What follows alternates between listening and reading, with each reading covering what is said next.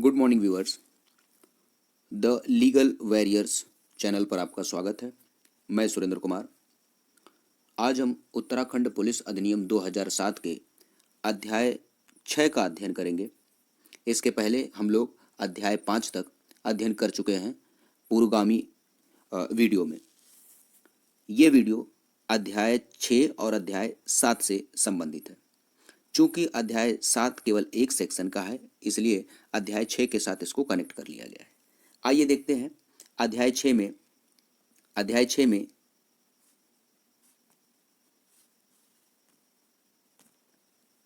देखते हैं अध्याय 6 में क्या है। अध्याय 6 पुलिस व्यवस्था के लिए विशेष प्राविधान नामक शीर्षक से संबंधित है। यह अध्याय 6 धारा 50 से लेकर के 61 तक में विस्तृत है। इस अध्याय 6 का पहली धारा क्या कहती है, देखते हैं। विशेष अपराध अन्वेषण इकाई। विशेष अपराध अन्वेषण इकाई। उपधारा 1 कह रही है कि स्टेट गवर्नमेंट पुलिस जिला और पुलिस थाने के लिए एक अन्वेषण इकाई सृजित कर सकती है। कौन करेगी? State government. क्या सृजित करेगी? विशेष अन्वेषण इकाई। कहां पर? पुलिस जिला में और पुलिस थाने के लिए। और इस अन्वेषण इकाई का जो अधिकारी होगा कम से कम एसआई रैंक का अधिकारी होगा। और स्टेट गवर्नमेंट अपराध जिसका अन्वेषण किया जाना है उसको भी निर्दिष्ट कर सकती है। उपधारा 1 कहती है। आइए देखते हैं उपधारा 2 क्या कह रही है। उपधारा 2 कह रही है कि इस इकाई में तैनात पुलिस अधिकारी को किसी अन्य ड्यूटी में नहीं लगाया जाएगा। यानी इस अन्वेषण इकाई में तैनात पुलिस अधिकारी को किसी अन्य ड्यूटी में नहीं लगाया जाएगा, लेकिन अपवाद है कि विशेष परिस्थितियों में डीजीपी साहब की लिखित अनुमति से लगाया जा सकता है। और उपधारा 3 क्या कह रही है? उपधारा 3 कह रही है कि इस इकाई के द्वारा ऐसे अपराधों का अन्वेषण किया जाएगा जिसको डीजीपी साहब, कौन? डीजीपी साहब साधारण या विशेष आदेश द्वारा निर्दिष्ट करें। आइए धारा 51 पर ध्यान आकृष्ट करते हैं। धारा 51 क्या कह रही है? धारा 51 कह रहा है कि सार्वजनिक स्थलों के आरक्षण, अवरोध, बैरियर निर्माण करने की शक्ति तथा सार्वजनिक स्थल पर संगीत और ध्वनि संयंत्रों के प्रयोग को नियंत्रित करना। इसकी उपधारा 1 कह रही है कि एसपी साहब लोक सूचना द्वारा, पब्लिक नोटिस के द्वारा किसी सार्वजनिक स्थल को या किसी गली को सार्वजनिक प्रयोग हेतु आरक्षित कर सकता है और जनता को रोक सकता है प्रवेश करने से। जनता को रोक सकता है प्रवेश करने से। कौन? एसपी साहब लोक सूचना के द्वारा किसी सार्वजनिक स्थल या किसी गली को सार्वजनिक प्रयोजन हेतु आरक्षित कर सकता है, रिजर्व कर सकता है और जनता को रोक सकता है प्रवेश करने से। और उपधारा 2 क्या कह रही है? उपधारा 2 कह रही है कि एसपी साहब किसी पुलिस अधिकारी को प्राधिकृत कर सकते हैं। क्या करने के लिए प्राधिकृत कर सकते हैं? लॉ एंड ऑर्डर बनाए रखने हेतु या सार्वजनिक मार्ग या गलियों में अवरोध और क्या आवश्यक संरचना के निर्माण हेतु और वाहन और उस पर बैठे हुए व्यक्तियों की जांच हेतु किसी पुलिस अधिकारी को एसपी साहब प्राधिकृत कर सकते हैं। और उपधारा 3 क्या कह रही है? उपधारा 3 कह रही है कि एसपी, असिस्टेंट एसपी और डीएसपी के द्वारा सड़क, सार्वजनिक मार्ग या निकट के किसी स्थान पर प्रस्तुतिकरण या किसी अन्य गतिविधि जो नागरिकों को क्षुब्ध कर सकती है में प्रयुक्त संगीत या ध्वनि उपकरणों के प्रयोग का समय और उनकी तीव्रता निर्धारित कर सकता है। कौन? ये 3 प्राधिकारी, एसपी, एएसपी और डीएसपी। आइए धारा 52 क्या कहती है? 52 कह रहा है कि कानून व्यवस्था बनाए रखना, लॉ एंड ऑर्डर मेंटेन करना। उपधारा 1 कह रहा है कि एसपी साहब डीएम साहब की सहमति से साधारण या विशेष आदेश जारी कर सकते हैं। क्या करने के लिए? क ख ग घ अंगा च इतने कामों के लिए। क्या है, एक एक करके देखते हैं। कह रहा है कि प्रतिषेध का आदेश दे सकता है। क्या करने के लिए? सार्वजनिक स्थल पर व्यक्तियों की सुरक्षा और कल्याण हेतु, सार्वजनिक शांति और उपद्रव को रोकने के लिए, सार्वजनिक गली मार्ग पर जनसमूह जुलूस विनियमित करना और समय तय करना। ऐसा व्यक्ति का कर्तव्य होगा। कैसे व्यक्ति का कर्तव्य होगा? जो व्यक्ति किसी सार्वजनिक मार्ग या गली पर जो है कोई समारोह कर रहा है, कोई जुलूस कर रहा है, उसका कर्तव्य होगा कि वह डीएम साहब को, एसपी साहब को या संबंधित थाना प्रभारी को सूचना दे। और और और कह रहा है कि घ के जो अधिकारी हैं यानी डीएम, एसपी और थाना प्रभारी, ये शर्त भी लगा सकते हैं और उसे प्रतिषिद्ध भी कर सकते हैं। और उल्लंघन होने पर, ऐसी शर्त के उल्लंघन होने पर वह जमाव विधि विरुद्ध जमाव माना जाएगा। आइए देखते हैं अगली उपधारा 2 क्या कह रही है। उपधारा 2 कह रहा है कि आपवादिक और अपरिहार्य परिस्थितियों में थाना प्रभारी जो है एग्जीक्यूटिव मजिस्ट्रेट की सम्मति से उपधारा 1 में कार्यवाही कर सकता है। एग्जीक्यूटिव मजिस्ट्रेट की सहमति से उपधारा 1 में कार्यवाही कर सकता है। कौन? थाना प्रभारी, लेकिन आपवादिक परिस्थितियों में, अपरिहार्य परिस्थितियों में। और उपधारा 3 क्या कह रहा है? उपधारा 3 कह रहा है कि एसपी साहब आदेश द्वारा, जिस आदेश को न्यूज़पेपर में प्रकाशित किया जाएगा, प्रत्येक मकान, दुकान, सार्वजनिक परिसर से अपेक्षा कर सकेंगे कि वह किराएदार को या घरेलू नौकरों को इनका विवरण प्रस्तुत करें। किराएदार और घरेलू नौकर के जो विवरण है वो प्रस्तुत करें। एसपी साहब किसी व्यक्ति से जो ऐसा कोई जो है व्यवसाय चला रहा है जिसमें अतिरिक्त पुलिस बल तैनात किया जाना चाहिए सुरक्षा की दृष्टि से, तो ऐसे व्यक्ति से सर्विस चार्ज ले सकते हैं, सर्विस चार्ज। और धारा 53 क्या कह रहा है? 53 कह रहा है कि यातायात का विनियमन एसपी साहब मोटर चालकों, साइकिल चालकों, पैदल चालकों और जानवरों से चलने वाले वाहन पार्किंग के लिए, सार्वजनिक मार्ग के उपयोग के लिए और सार्वजनिक गलियों के उपयोग को विनियमित करने हेतु निर्देश जारी कर सकता है। कौन जारी करेगा? एसपी साहब करेंगे। क्या करने के लिए? कह रहा है कि मोटर चालकों, साइकिल चालकों, पैदल चालकों और जानवरों से चलने वाले व्यक्तियों को निर्देश जारी कर सकता है। क्या करने के लिए? वाहन पार्किंग को लेकर के, सार्वजनिक मार्ग या सार्वजनिक गलियों के उपयोग को विनियमित करने हेतु निर्देश जारी कर सकता है। 53। आइए देखते हैं धारा 54 क्या कहती है। धारा 54 एक विशेष बहुत ही इंपॉर्टेंट है। ये धारा 54 कह रहा है कि साक्ष्यों का संरक्षण। उपधारा 1 कह रहा है कि स्टेट गवर्नमेंट नियम बना सकता है साक्ष्यों के संरक्षण के बारे में, स्टेट गवर्नमेंट। और उपधारा 2 कह रहा है कि स्टेट गवर्नमेंट या स्टेट गवर्नमेंट द्वारा प्राधिकृत कोई व्यक्ति कोर्ट में क्या संरक्षित साक्षी घोषित करने के लिए आवेदन कर सकता है। कौन? स्टेट गवर्नमेंट या कोई अन्य अधिकारी। और उपधारा 3 क्या कह रही है? उपधारा 3 कह रही है कि साक्ष्यों के संरक्षण के लिए अन्य बातों के अतिरिक्त निम्नलिखित हैं। संरक्षण के लिए क्या कह रहा है? कि आवश्यक प्रबंधन करना, साक्ष्यों की नई पहचान और साक्ष्यों और उनके परिवार की सुरक्षा और संरक्षण के लिए,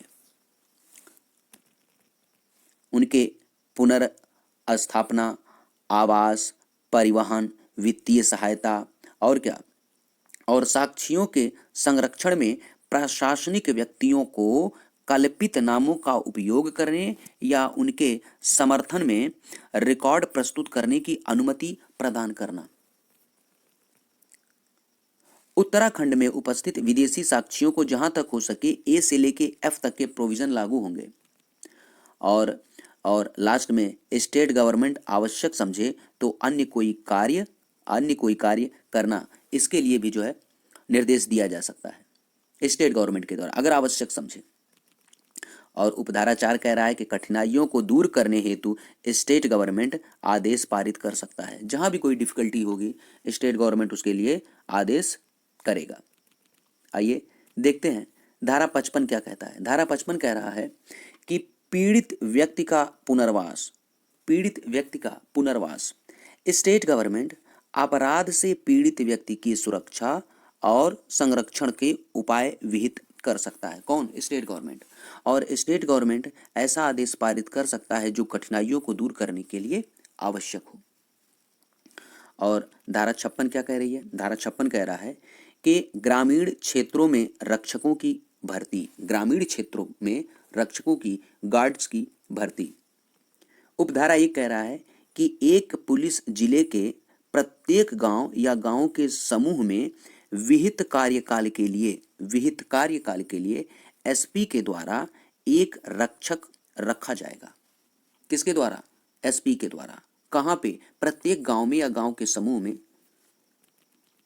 और उपधारा 2 क्या कह रही है? उपधारा 2 कह रहा है कि गांव में रहने वाला 30 से 60 आयु वर्ग का स्वस्थ व्यक्ति रक्षक के रूप में भर्ती होने का पात्र होगा। उम्र ध्यान में रखिएगा, 30 से लेकर के 60 वर्ष के आयु का स्वस्थ व्यक्ति भर्ती होने का पात्र होगा। और देखिए, इन 4 लोगों को वरीयता दी जाएगी। ये 4 लोग कौन हैं? पहला है भूतपूर्व सैनिक या भूतपूर्व अर्धसैनिक, होमगार्ड स्वयंसेवक प्रांतीय रक्षक दल, पीआरडी प्रांतीय रक्षक दल, और राज्य स्तरीय खिलाड़ी जो जिले का प्रतिनिधित्व किया है, और सबसे लास्ट में है कोई अन्य व्यक्ति। बाकी तीनों को प्राथमिकता दी जाएगी। और उपधारा 3 क्या कह रही है? उपधारा 3 कह रही है कि व्यक्ति जो अयोग्य होंगे, यानी ये व्यक्ति रक्षक, ग्राम रक्षक नहीं नियुक्त किए जा सकते हैं। कौन है? वह जो नैतिक अधमता के अपराध का दोषी है, हाँ, वो नहीं नियुक्त होगा, वह अयोग्य है। और वह व्यक्ति जो अंडर ट्रायल है या अंडर इन्वेस्टिगेशन है, वह भी अयोग्य है। और उपधारा 4 कह रहा है कि ग्राम रक्षक की पदावधि कितनी होगी? तो 3 वर्ष, 3 वर्ष पदावधि होगी। और एसपी साहब ऐसी पदावधि को बढ़ा सकते हैं, नवीनीकृत कर सकते हैं। कौन? एसपी साहब।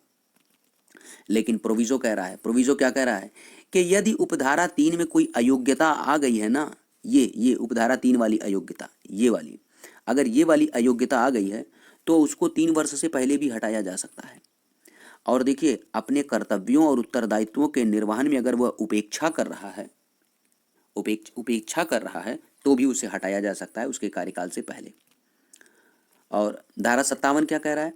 धारा 57 कह रहा है कि ग्राम रक्षक एक अवैतनिक कार्यकर्ता होगा। ग्राम रक्षक एक अवैतनिक कार्यकर्ता होगा, यानी उसको वेतन नहीं दिया जाएगा, अवैतनिक कार्यकर्ता होगा। लेकिन लोक सेवक तो है, वो लोक सेवक का दर्जा उसे है। और उपधारा 2 क्या कह रही है? उपधारा 2 कह रही है कि उसे वेतन तो नहीं मिलेगा, लेकिन मानदेय मिलेगा, जेब खर्च मिलेगा।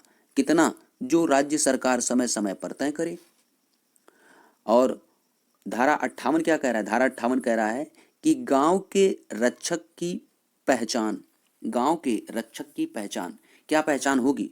तो उपधारा 1 कह रहा है कि एसपी साहब या कोई अन्य अधिकारी जो एसपी द्वारा ही प्राधिकृत हो, प्रत्येक गांव रक्षक को क्या प्रदान करेंगे? एक बैज, चिन्ह, बैज, और क्या? वर्दी देंगे। और क्या देंगे? फोटो पहचान पत्र देंगे। ये 3 चीजें जो है ग्राम रक्षक को दिया जाएगा, यही उसकी पहचान है। और उपधारा 2 क्या कह रहा है?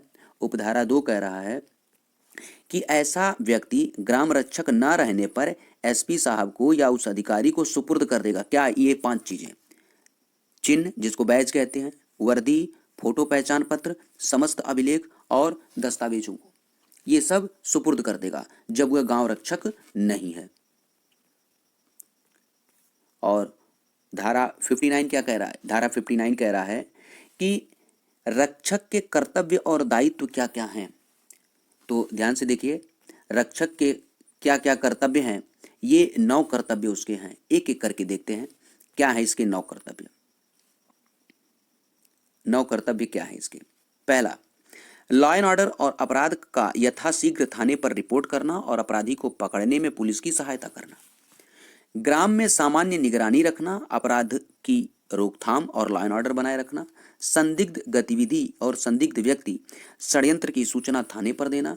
सीआरपीसी की धारा 43 के अंतर्गत गिरफ्तार व्यक्ति को पुनः गिरफ्तार करना और उसके कब्जे से अगर आयुध वगैरह मिलता है तो उसको अपने कब्जे में लेना। महिला, अगर व्यक्ति गिरफ्तार होती है तो अपने साथ एक महिला को रखेगा। पुलिस के आने तक घटनास्थल को सुरक्षित रखना। थाना प्रभारी से भेंट करना, विहित अभिलेख और रजिस्टरों को रखना, जनता की तकलीफों और शिकायतों को रिकॉर्ड करना जो पुलिस व्यवस्था से संबंधित है, और ग्राम पंचायत से संपर्क बनाना। और लास्ट है डीएम और एसपी साहब के द्वारा निर्दिष्ट कर्तव्यों का पालन करना।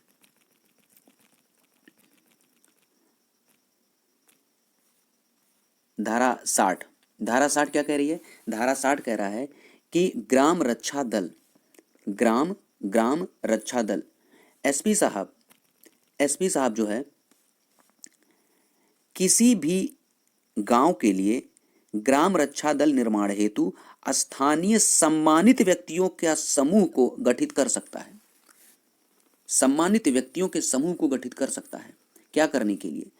निवारक गश्त लगाने, अपराध को कम करने के उपायों को बढ़ावा देने और पुलिस को उनके कार्यों में सहायता देने के लिए एसपी साहब किसी भी गांव के लिए ग्राम रक्षा दल का निर्माण कर सकते हैं।